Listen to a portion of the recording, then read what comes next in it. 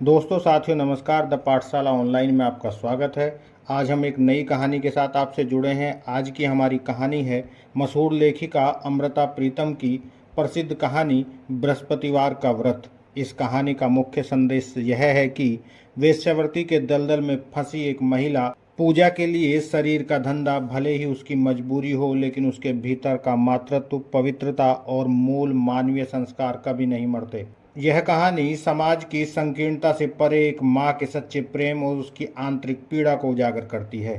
पूजा अपने बेटे मन्नू के लिए सप्ताह में एक दिन यानी कि बृहस्पतिवार को समर्पित करती है, जो उसके लिए एक वेश्या के जीवन से अलग माँ का दिन होता है। बाहरी दुनिया का पाप और पेशा उसकी मजबूरी है, लेकिन उसका दिल अपने बच्चे के लिए शुद्ध ममता से भरा है। यह कहानी यह भी संदेश देती है कि समाज ऐसी महिलाओं को तिरस्कार की दृष्टि से देखता है, पर उनके भीतर की असल मानवीय वेदना और टूटन को कोई समझने की कोशिश नहीं करता। शुरू करते हैं आज की कहानी। आज बृहस्पतिवार था, इसलिए पूजा को काम पर नहीं जाना था। बच्चे के जागने की आवाज़ से पूजा जल्दी से चारपाई से उठी और उसने बच्चे को पालने में से उठाकर अपनी अलसाई सी छाती से लगा लिया। मन्नू देवता, आज रोना नहीं, आज हम दोनों सारा दिन बहुत सी बातें करेंगे। सारा दिन, यह सारा दिन पूजा को हफ्ते में एक बार नसीब होता था। इस दिन वह मन्नू को अपने हाथों से नहलाती थी, सजाती थी, खिलाती थी और उन्हें कंधे पर बिठाकर आसपास के किसी बगीचे में ले जाती थी। यह दिन आया का नहीं, माँ का दिन होता था। आज भी पूजा ने बच्चे को नहला धुलाकर और दूध पिलाकर जब चाबी वाले खिलौने उसके सामने रख दिए तो बच्चे की किलकारियों से उसका रोम रोम पुलकित हो गया। चैत्र मास के प्रारंभिक दिन थे। हवा में एक स्वाभाविक खुशबू थी और पूजा की ममता में भी एक स्वाभाविक ममता छलक रही थी। बच्चा खेलते खेलते थक कर टांगों पर सिर रखकर ऊँगने लगा तो उसे उठाकर गोदी में डालते हुए वह लोरियों जैसी बातें करने लगी। मेरे मन्नू देवता को फिर नींद आ गई, मेरा नन्हा सा देवता। बस थोड़ा सा भोग लगाया और फिर सो गया। पूजा ने ममता से विभोर होकर मन्नू का सिर भी चूम लिया, आंखें भी, गाल भी, गर्दन भी, और जब उसे उठाकर चारपाई पर सुलाने लगी तो मन्नू कच्ची नींद के कारण जागकर रोने लगा। पूजा ने उसे उठाकर फिर कंधे से लगा लिया और दुलारने लगी। मैं कहीं नहीं जा रही मन्नू, आज मैं कहीं नहीं जाऊंगी। लगभग 1.5 वर्ष के मन्नू को शायद आज भी यह एहसास हुआ था कि माँ जब बहुत बार उसके सिर व माथे को चूमती है तो उसके बाद उसे छोड़कर चली जाती है, और कंधे से कसकर चिपटे हुए मन्नू को वह हाथ से दुलारते हुए कहने लगी, हर रोज़ तुम्हें छोड़कर चली जाती हूँ ना? जानते हो कहाँ जाती हूँ? मैं जंगल में से फूल तोड़ने नहीं जाऊँगी तो अपने देवता की पूजा कैसे करूँगी? और पूजा के मस्तिष्क में बिजली के समान वह दिन कौंध गया जब एक गेस्ट हाउस की मालकिन मैडम डी ने उसे कहा था, मिसेज नाथ, यहाँ किसी लड़की का असली नाम किसी को नहीं बताया जाता, इसलिए तुम्हें जो भी नाम पसंद हो रख लो। और उस दिन उसके मुंह से निकला था, मेरा नाम पूजा होगा। गेस्ट हाउस वाली मैडम डी हंस पड़ी थी। हाँ, पूजा ठीक है, पर किस मंदिर की पूजा? और उसने कहा था, पेट के मंदिर की। माँ के गले से लगी बाहों ने जब बच्चे की आंखों में इत्मीनान की नींद भर दी तो पूजा ने उसे चारपाई पर लिटाते हुए पैरों के बल चारपाई के पास बैठकर अपना सिर उसकी छाती के निकट चारपाई की पाटी पर रख दिया और कहने लगी, क्या तुम जानते हो मैंने अपने पेट को उस दिन मंदिर क्यों कहा था? जिस मिट्टी में से किसी देवता की मूर्ति मिल जाए वहाँ मंदिर बन जाता है। तो मन्नू देवता मिल गया तो मेरा पेट मंदिर बन गया। और मूर्ति को अर्घ्य देने वाले जल के समान पूजा की आंखों में पानी भर आया। मन्नू, मैं तुम्हारे लिए फूल चुनने जंगल में जाती हूँ। बहुत बड़ा जंगल है, बहुत भयानक, चीतों से भरा हुआ, भेड़ियों से भरा हुआ, सांपों से भरा हुआ। और पूजा के शरीर का कंपन उसकी उस हथेली में आ गया जो मन्नू की पीठ पर पड़ी थी, और अब वह कंपन शायद हथेली में से मन्नू की पीठ में भी उतर रहा था। उसने सोचा, मन्नू जब बड़ा हो जाएगा, जंगल का अर्थ जान लेगा तो माँ से बहुत नफरत करेगा। तब शायद उसके अवचेतन मन में से आज का दिन भी जागेगा और उसे बताएगा कि उसकी माँ किस तरह उसे जंगल की कहानी सुनाती थी, जंगल के चीतों की, जंगल के भेड़ियों की और जंगल के सांपों की। तब शायद उसे माँ की कुछ पहचान होगी। पूजा ने राहत और बेचैनी का मिला जुला सांस लिया। उसे अनुभव हुआ जैसे उसने अपने पुत्र के अवचेतन मन में अपने दर्द के एक कण को अमानत की तरह रख दिया हो। पूजा ने उठकर अपने लिए चाय का एक गिलास बनाया और कमरे में लौटते हुए कमरे की दीवारों को ऐसे देखने लगी जैसे वह उसके बेटे के चारों ओर बनी हुई किसी की बहुत ही प्यारी बाहें हों। उसे उसके वर्तमान से भी छिपाकर बैठी हुई पूजा ने एक नज़र कमरे के उस दरवाजे की तरफ देखा जिसके बाहर उसका वर्तमान बड़ी दूर तक फैला हुआ था। शहर के कितने ही गेस्ट हाउस, एक्सपोर्ट के कितने ही कारखाने, एयरलाइंस के कितने ही दफ्तर और साधारण कितने ही कमरे थे जिनमें उसके वर्तमान का एक एक टुकड़ा पड़ा हुआ था। परंतु आज बृहस्पतिवार था जिसने उसके व उसके वर्तमान के बीच में एक दरवाज़ा बंद कर लिया था। बंद दरवाजे की हिफाजत में खड़ी पूजा को पहली बार यह ख्याल आया कि उसके धंधे में इस बृहस्पतिवार को छुट्टी का दिन क्यों माना है। इस बृहस्पतिवार की गहराई में अवश्य कोई राज होगा, वह नहीं जानती थी। अतः खाली खाली निगाहों से कमरे की दीवारों को देखने लगी। इन दीवारों के उस पार उसने जब भी देखा था उसे कहीं अपना भविष्य दिखाई नहीं दिया था। केवल यह वर्तमान था जो रेगिस्तान की तरह शहर की बहुत सी इमारतों में फैल रहा था। और पूजा यह सोचकर कांप उठी कि यही रेगिस्तान उसके दिनों से महीनों में फैलता हुआ एक दिन महीनों से भी आगे बरसों में फैल जाएगा। और पूजा ने बंद दरवाजे का सहारा लेकर अपने वर्तमान से आंखें फेर ली। उसकी नज़रें पैरों के नीचे फर्श पर पड़ी तो बीते हुए दिनों के तहखाने में उतर गई। तहखाने में बहुत अंधेरा था। बीती हुई जिंदगी का पता नहीं क्या क्या कहाँ कहाँ पड़ा हुआ था। पूजा को कुछ भी दिखाई नहीं दे रहा था, परंतु आंखें जब अंधेरे में देखने की अभ्यस्त हुई तो देखा तहखाने के बाईं तरफ दिल की ओर एक कण सा चमक रहा था। पूजा ने घुटनों के बल बैठकर उसे हाथ से छुआ। उसके सारे बदन में एक गर्म सी लकीर दौड़ गई और उसने पहचान लिया यह उसके इश्क का जर्रा था जिसमें कोई आग आज भी सलामत थी। और इसी रोशनी में नरेंद्र का नाम चमका, नरेंद्र नाथ चौधरी का, जिससे उसने बेपनाह मोहब्बत की थी। और साथ ही उसका नाम भी चमका, गीता श्रीवास्तव। वह दोनों अपनी अपनी जवानी की पहली सीढ़ी चढ़े थे जब एक दूसरे पर मोहित हो गए थे। परंतु चौधरी और श्रीवास्तव दो शब्द थे जो एक दूसरे के वजूद से टकरा गए थे। उस समय नरेंद्र ने अपने नाम से चौधरी व गीता ने अपने नाम से श्रीवास्तव शब्द झाड़ दिया था और वे दोनों टूटे हुए पंखों वाले पक्षियों की तरह हो गए थे। चौधरी और श्रीवास्तव दोनों शब्दों की एक मजबूरी थी, चाहे अलग अलग तरह की थी। चौधरी शब्द के पास अमीरी का गरूर था, इसलिए उसकी मजबूरी उसका यह भयानक गुस्सा था जो नरेंद्र पर बरस पड़ा था। और श्रीवास्तव के पास बीमारी और गरीबी की निराशा थी जिसकी मजबूरी गीता पर बरस पड़ी थी। और पैसे के कारण दोनों को कॉलेज की पढ़ाई छोड़नी पड़ी थी। और जब एक मंदिर में जाकर दोनों ने विवाह किया था तब चौधरी और श्रीवास्तव दोनों शब्द उनके साथ मंदिर में नहीं गए थे।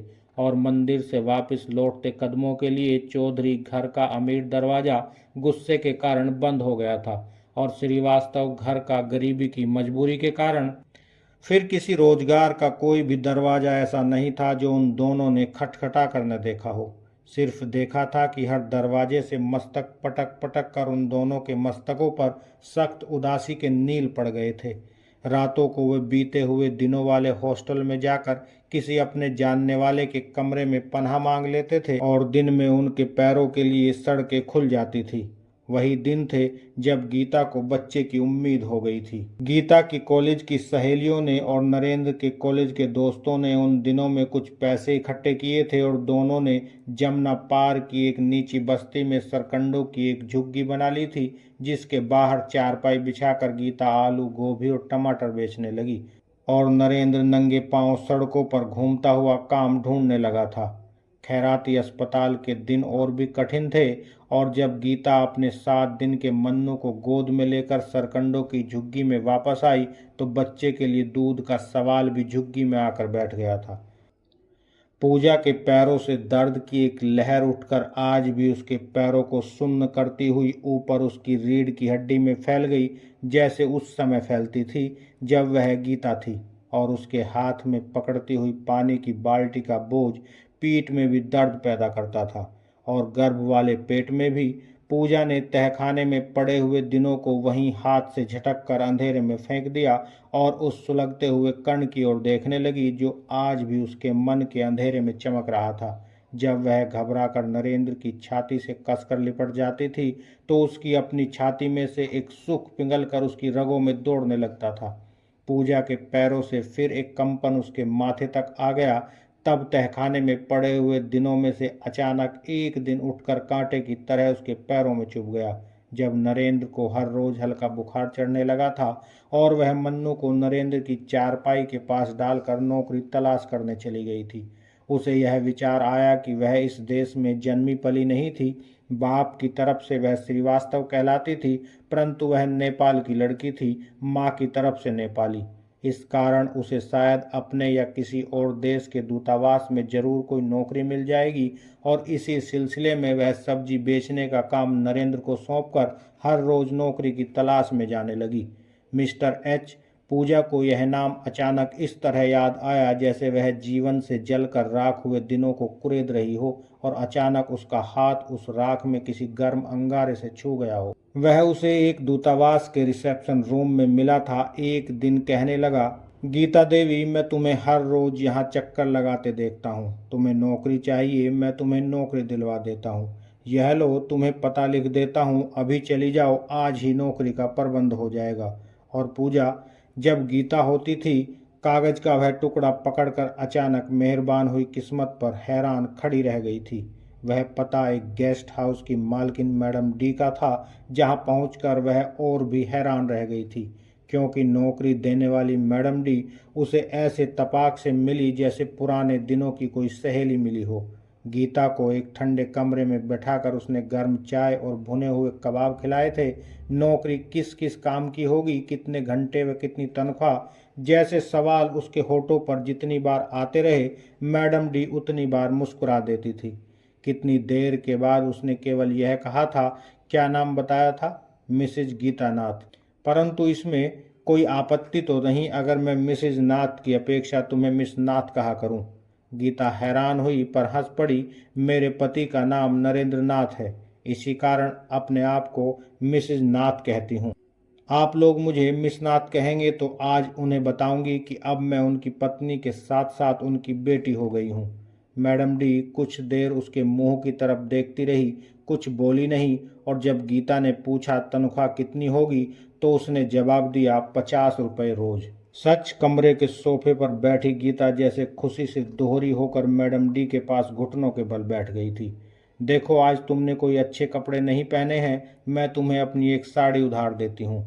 तुम साथ वाले बाथरूम में हाथ मुंह धोकर वह साड़ी पहन लो, मैडम डी ने कहा। और गीता मंत्र मुग्ध सी उसके कहने पर जब कपड़े बदल कर आई तो मैडम डी ने 50 रुपये उसके सामने रख दिए, आज की तनख्वाह। इस परी कहानी जैसी नौकरी के जादू के प्रभाव से अभी गीता की आंखें मूंदी जैसी थी कि मैडम डी उसका हाथ पकड़कर उसे ऊपर की छत के उस कमरे में छोड़ आई जहां परी कहानी का एक राक्षस उसकी प्रतीक्षा कर रहा था। कमरे के दरवाजे पर बार बार दस्तक सुनी तो पूजा ने इस तरह हाँफते हुए दरवाजा खोला जैसे तहखाने में से बहुत सी सीढ़ियां चढ़कर बाहर आई हो। रात की रानी दिन में सो रही थी। दरवाजे से अंदर आते हुए शबनम ने हंसते हंसते कहा और पूजा के बिखरे हुए बालों की तरफ देखते हुए कहने लगी, तेरी आंखों में तो अभी भी नींद भरी हुई है, रात की कसम ने क्या सारी रात जगाए रखा था? शबनम को बैठने के लिए कहते हुए पूजा ने ठंडी सांस ली। कभी कभी जब रात का कसम नहीं मिलता तो अपना दिल ही अपना कसम बन जाता है, वही कमबख्त रात को जगाए रखता है। शबनम हंस पड़ी और दीवान पर बैठे हुए कहने लगी, पूजा दीदी, दिल तो जाने कमबख्त होता है या नहीं, आज का दिन ही ऐसा होता है जो दिल को भी कमबख्त बना देता है। देख, मैंने भी तो आज पीले कपड़े पहने हैं और मंदिर में आज पीले फूलों का प्रसाद चढ़ा कर आई हूँ। आज का दिन क्या मतलब? पूजा ने शबनम के पास दीवान पर बैठते हुए कहा। आज का दिन बृहस्पतिवार का, तुझे पता नहीं? सिर्फ इतना पता है कि आज के दिन छुट्टी होती है, पूजा ने कहा। तो शबनम हंसने लगी। देख ले, हमारे सरकारी दफ्तर में भी छुट्टी होती है। मैं आज सोच रही थी कि हमारे धंधे में इस बृहस्पतिवार को छुट्टी का दिन क्यों माना जाता है। हमारे संस्कार शबनम के होठ एक बल खाकर हंसने जैसे हो गए। वह कहने लगी, औरत चाहे वैश्या भी बन जाए परंतु उसके संस्कार नहीं मरते। यह दिन औरत के लिए पति का दिन होता है। पति व पुत्र के नाम पर वह व्रत भी रखती है, पूजा भी करती है। 6 दिन धंधा करके भी वह पति और पुत्र के लिए दुआ मांगती है। पूजा की आंखों में पानी सा भर आया। सच। और धीरे से शबनम से कहने लगी, मैंने तो पति भी देखा है, पुत्र भी। तुमने तो कुछ भी नहीं देखा। जब कुछ न देखा हो तभी तो सपना देखने की जरूरत होती है। शबनम ने एक गहरी सांस ली। इस धंधे में आकर किसने पति देखा है? और कहने लगी, जिसे कभी मिल भी जाता है वह भी 4 दिन के बाद पति नहीं रहता, दलाल बन जाता है। तुझे याद नहीं, एक शैला होती थी। शैला? पूजा को वह सांवली और बाकी सी लड़की याद हो आई जो एक दिन अचानक हाथों में हाथी दांत का चूड़ा पहनकर और मांग में सिंदूर भरकर मैडम डी को अपनी शादी का तोहफा देने आई थी और गेस्ट हाउस में लड्डू बांट गई थी। उस दिन उसने बताया था कि उसका असली नाम कांता है। शबनम कहने लगी, वही शैला जिसका नाम कांता था। तुझे पता है उसका क्या हुआ? कोई उसका ग्राहक था जिसने उसके साथ विवाह कर लिया। ऐसे पति विवाह के मंत्रों को भी धोखा दे देते हैं। उससे शादी करके उसे बम्बई ले गया। यहाँ दिल्ली में उसे बहुत से लोग जानते होंगे, बम्बई में कोई नहीं जानता, इसलिए वहाँ वे नेक जिंदगी शुरू करेंगे। फिर पूजा की सांस जैसे रुक सी गई। अब सुना है कि वह बम्बई में वह आदमी उस नेक जिंदगी से बहुत पैसे कमाता है। पूजा के माथे पर त्योरियां पड़ गई। वह कहने लगी, फिर तुम मंदिर में उस तरह का पति मांगने क्यों गई थी? शबनम चुप सी हो गई और फिर कहने लगी, नाम बदलने से कुछ नहीं होता। मैंने नाम तो शबनम रख लिया है परंतु अंदर से वही शकुंतला हूँ जो बचपन में किसी दुष्यंत का सपना देखती थी। अब यह समझ लिया है कि जैसे शकुंतला की जिंदगी में वह भी दिन आया था जब दुष्यंत उसे भूल गया था, मेरा यह जन्म उसी दिन जैसा है। पूजा का हाथ अनायास ही शबनम के कंधे पर चला गया और शबनम ने आंखें नीची कर ली। कहने लगी, मैं जानती हूँ इस जन्म में मेरा यह साप उतर जाएगा। पूजा का निचला होठ जैसे दांतों तले आकर कट गया। कहने लगी, तू हमेशा यह बृहस्पतिवार का व्रत रखती है, हमेशा। आज के दिन नमक नहीं खाती, मंदिर में गुड़ और चने का प्रसाद चढ़ाकर केवल वही खाती हूँ। बृहस्पतिवार की कथा भी सुनती हूँ, जप का मंत्र भी लिया हुआ है और भी जो विधियां हैं। शबनम कह रही थी जब पूजा ने प्यार से उसे अपनी बाहों में ले लिया और पूछने लगी, और कौन सी विधियां? शबनम हंस पड़ी, यही कि आज के दिन कपड़े भी पीले ही रंग के होते हैं, उसी का दान देना और वही खाना, मंत्र की माला जपनी और वह भी सम में। इस माला के मोती 10, 12 या 20 की गिनती में होते हैं, 11, 13 या 21 की गिनती में नहीं। यानी जो गिनती जोड़ी जोड़ी से पूरी हो जाए उसका कोई मन का अकेला न रह जाए। शबनम की आंखों में आंसू आने को थे कि वह जोर से हंस पड़ी। कहने लगी, इस जन्म में तो यह जिंदगी का मन का अकेला रह गया है, पर शायद अगले जन्म में इसकी जोड़ी का मन का इसे मिल जाएगा। और पूजा की ओर देखते हुए कहने लगी, जिस तरह दुष्यंत की अंगूठी दिखाकर शकुंतला ने उसे याद कराया था, उसी तरह शायद अगले जन्म में मैं इस व्रत नियम की अंगूठी दिखाकर उसे याद करा दूंगी कि मैं शकुंतला हूँ। पूजा की आंखें डबडबा गई। आज से पहले उसने किसी के सामने ऐसे आंखें नहीं भरी थी। कहने लगी, तू जो सांप उतार रही है मैं वह चढ़ा रही हूँ। मैंने इस जन्म में पति भी पाया है, पुत्र भी। पर सच तेरे पति को बिल्कुल पता नहीं? शबनम ने हैरानी से पूछा। बिल्कुल पता नहीं। जब मैंने यह कहा था कि मुझे एक दूतावास में काम मिल गया है तब बहुत डर गई थी। जब उसने दूतावास का नाम पूछा उस समय एक बात सूझ गई। मैंने कहा कि मुझे एक जगह बैठना नहीं पड़ता। काम भी इनडायरेक्ट है जिसके लिए मुझे बड़ी बड़ी कंपनियों से इश्तहार लाने होते हैं, जिनमें से इतनी कमीशन मिल जाती है जो दफ्तर में बैठने वाली नौकरी से नहीं मिल सकती। पूजा ने बताया और कहने लगी, वह बहुत बीमार था इसलिए हमेशा डॉक्टर और दवाइयों की बातें होती रहती। फिर डॉक्टर ने उसे सोलन भेज दिया अस्पताल में, क्योंकि घर में रहने से बच्चे को छूत का खतरा हो जाएगा, इसलिए अभी तक शक करने का उसे कोई समय नहीं मिला। शबनम बताने लगी, कई लड़कियों ने जिन्होंने घर में यह बताया हुआ है कि वे किसी एक्सपोर्ट के दफ्तर में काम करती हैं, उनके घर वाले जानते हैं। सब कुछ जानते हुए भी वे चुप रहते हैं। पूजा ने लाचार होकर सिर हिलाया, तू नरेंद्र को नहीं जानती, उसे अगर पता लग जाए तो शायद मुझे कुछ भी न कहे, पर खुद वह आत्महत्या कर लेगा, वह जिएगा नहीं। पर जब अस्पताल से वापस आएगा किसी दिन किसी जगह से उसे पता लग सकता है। शबनम ने चिंतित होकर पूजा को कहा तो पूजा कहने लगी, इसलिए मैं सोचती हूँ कि कुछ पैसे इकट्ठे हो जाएं तो 2-3 स्कूटर रिक्शा खरीद कर रोजाना के किराए पर दे दिया करूँ। कहते हुए पेट्रोल का खर्च निकाल कर हर रोज के 25 रुपये एक स्कूटर से मिल जाते हैं। शबनम हंसने लगी, तेरे ख्याल में ये चलाने वाले मालिक के पल्ले कुछ पड़ने देंगे? वह दिन बीत गए जब काम करने वाले ये मजदूर मालिकों को कुछ कमा कर देते थे। तुझे शहनाज का पता है? उसने ट्रक खरीदा था किराए पर देने के लिए। दूसरों ने ट्रक में ऐसा माल भरा कि आज बेचारी मुकदमों में फंसी हुई है।